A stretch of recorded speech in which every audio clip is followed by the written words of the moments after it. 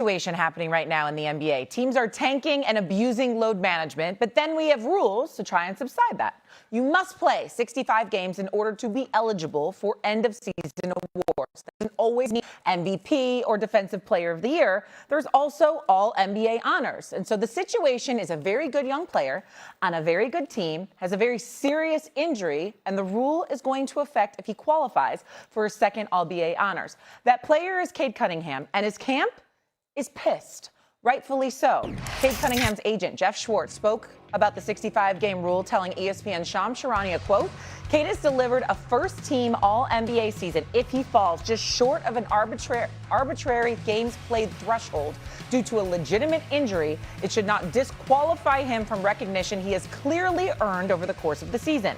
The league should be rewarding excellence, not enforcing rigid cutoffs that ignore context. An exception needs to be made, end quote. Okay, so that was Cade's agent. Now here's Jaylen Brown, another MVP candidate on the 65-game rule. I'm really not mad at 65.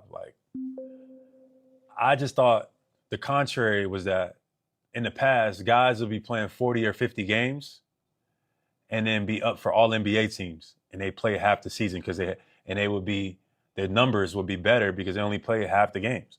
Versus somebody who played 70, 68, 72 games. So that's a big difference. So because of that is why I feel like it was needed. Because you can't have dudes playing 45, 50 games and winning first team All-NBA. Like, you basically came to work half the time and then got rewarded for it. Okay, can we agree with both of them? Okay, the question now, should the NBA abolish the 65-game rule? Stephen A., what do you think? No, they shouldn't. And I completely agree with Jaylen Brown and his perspective. I understand where agent Jeff Schwartz is coming from, but respectfully, sit down. I ain't trying to hear that from him. You know why? Because when his players, if I'm not saying that I know this to be the case in terms of his specific players that he represents, but when players were missing games, when they were abusing the system, when they were engaging in load management, when they were taking nights off, did he open his mouth then? No, he did not. Then we don't want to hear from you now. It's just that simple.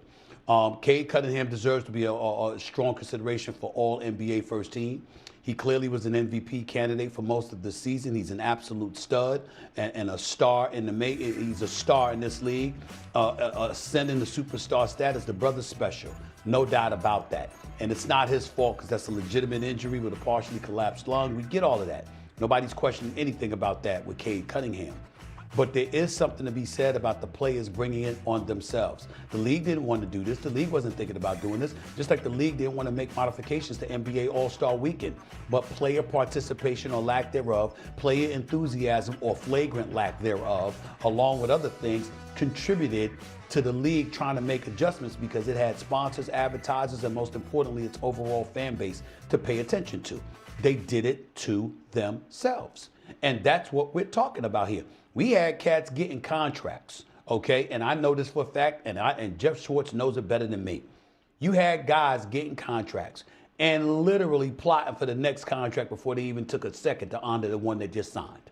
All right, how many games I'm going to miss? How often am I going to sit out? I'm not putting in this amount of work, blah, blah, blah. It's really about being ready for the playoffs, April, May, and June. It's really not about those first 6 months, blah, blah, blah. We saw this. We didn't just hear about it, we saw it. And if you weren't so flagrantly disrespectful to the game and the fans who support the game for so many years, not recent, this year's been better, and they deserve to recognize that. But on too many occasions, you had players, you had agents, you had teams, because it's not always the players' fault. Sometimes it's the teams that's forcing them to do stuff as well, that were completely dismissive of the fans. When Steve Kerr opened his mouth and talked about shortening the season and stuff like that, certainly he knows he's a champion. Champion as a player, champion as a coach. Mad respect to him. Nobody wants to hear that from him. You know why? Because are you trying to say that justified you showing up to a game and benching 4 of your 5 starters for the fans? You couldn't parse it out and make sure you bench one guy here and give him a day's rest and another guy here. No, you got to sit 3 or 4 dudes down at the same time. There's a couple of occasions that Steve Kerr did that. We've seen others do it as well, with no regard to the fans. And then he'll come and say, well, I'm really sorry. I hated doing it. Well, you didn't have to. You didn't have to. You chose to. And that's the kind of stuff that we're talking about here. And we're talking about people that's getting months off when you got 4 to 6 months off the year. So we got to take that into consideration as well. I'm not saying this is ideal. Certainly the 65-game rule is not ideal. Context matters, and things need to be taken into consideration. I'm not against any of that. But that's after you acknowledge you brought it on yourselves and you forced and compelled the NBA to do this because of your dereliction of duty as players, as agents, as teams along the way that forced the league's hand. You did this. So guess what? Problems come with it. Problems you created. 100%, Steve. And Kerr's a phony. I mean, I come to New York there on Sunday and bench all those guys in New York, the one visit of the year. I mean, you got to be kidding me, kid. I mean, that's what you do. And you're telling me, and you play with Jordan, who played 82 games every single year. And you know what? The heck with Jeff Schwartz. Sit down. Nobody wants to hear from an agent regarding this. There's plenty of athletes in every sport known to man that have had injuries, unfortunate injuries that have cut off postseason awards. I can go give you Wilt Chamberlain tore his ACL, played 40 games in 1969-70, would have won the MVP. Sandy Koufax had a circular problem in his fingers in 1962. He would have won a Cy Young with, you wouldn't believe, didn't pitch the last 2 months. Yeah, but this is sports. This is sport. Injuries happen.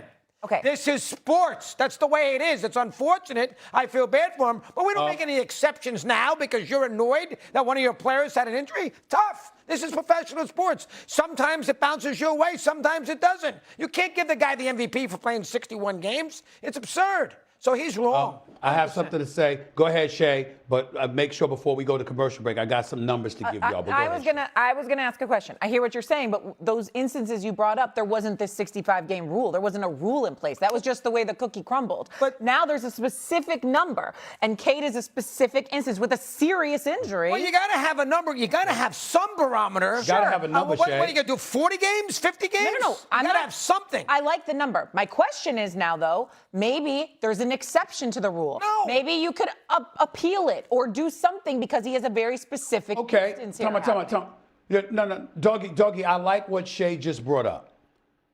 That appeal process. Like, for example, if you're Cade Cunningham, right, and you've been medically diagnosed with a collapsed lung. Serious. And you were on pace to play 70 games, and that derailed you. You could make an appeal to the league, and the league could say, these were exigent circumstances. Obviously, this is extreme, and that's why he didn't make the 65-game threshold. So in other words, some kind of caveat that allows you to challenge it on a case-by-case basis, subject to the league. I think we could be open to that because the NFL, it's just like Roger Goodell and them. They'll make a ruling, and then you appeal it, and then you got to go to them for the arbitration, et cetera, and it could be upheld or it could be changed. I get that. But Doggy and Shay, before I go back to y'all, put Shay and Doggy up on the screen for me, please. I got to read these numbers to y'all. This is very, very significant when it comes to the 65-game rule. Last season, because the 65-game rule came into effect 2023-2024 season, a couple years ago, right? Last season, 77% of All-Stars in the NBA played in at least 65 games. The year before the rule was instituted, do you know what that number was? 59%. It increased by 18%. It increased by 18% once the 65-game rule came into play. That's number one. 10 years ago, Doggy, in terms of All-Stars playing in at least 65 games, do you know what that number was at? 10 years ago? All-Stars, 65. I'm going to say about 52%. How's that? Guess. 92%. Oh, wow, really? Wow. 10 years ago, 92% of NBA All-Stars played in at least 65 games. And then somehow, some way, over the next 9 years, they allowed that to dip to 59%.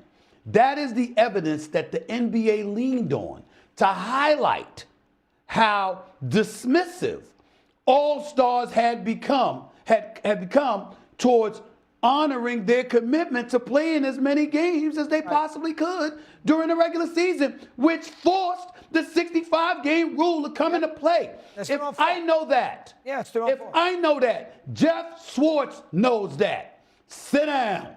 You know better. Stop that.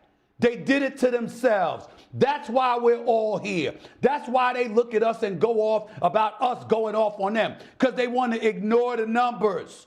These are the numbers. 92% a decade ago, not 30 years ago, not 40 years ago, Ben, a good point, decade Steve. ago. Good job. 92% of the All-Stars played at least 65 games, and you allowed it to drop to 59% in the 2023 season. Come on now. Good You point. did it to yourself. Yeah. Excellent You job. did it to yourself. Good stat. Nothing annoys me more than load management. I'm just saying, with Cade Cunningham and this severe of an injury, it does feel How like about if a guy that's a how special about if a case. guy has a sprained ankle? We're going to make an Cade's a exception for him special too? No. So 'Cause how do we people make the play exception? on sprained ankles Well, in a how much about if the quicker doctor says he fashion can't than play? a collapsed lung. But how about if a guy says he can't play with a sprained ankle? So But when are you supposed to make the you difference? could potentially come back on a spring ankle much faster than you could a collapsed lung. I mean, that, Well, he's going to play. He's And supposedly he only has to yesterday- play 4 or 5 games. 5, yes. Go